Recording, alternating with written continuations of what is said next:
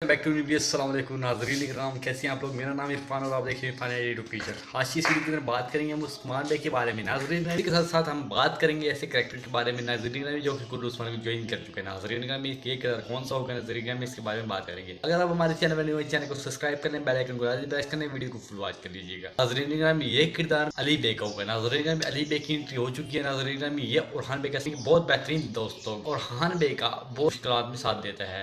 नाज़रीन में इसके बारे में आप लोगों की क्या राय है। नाज़रीन में ये किरदार बहुत फेमस हो गया। नाज़रीन में ये पहले भी कुछ सीरीज में काम कर चुका है, यानी कि देखा जाता है अल में भी काम कर चुका है। इसने अपनी भरपूर करके दिखाई, यानी कि पुरानी सीरीजों में इसी काम करता आ रहा था। अब देखने को मिलेगा क्या ये कुल्लूस और खान में अपना नाम पाएंगे। नाज़रीन में इस लोग इस एक्टर के बारे में आप लोगों की क्या राय है, इसमें आपने मुझे कमेंट सेक्शन में लाजमी जवाब देना है। नाज़रीन में ट्रेलर की ग्रेट न्यूज आ चुकी है। ट्रेलर कब रिलीज किया जाएगा। नाज़रीन में ट्रेलर 8 तारीख को रिलीज कर दिया जाएगा, यानी कि पहली की किस्त आ जाएगी।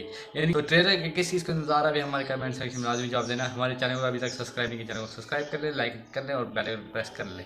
आज की वीडियो इतनी है।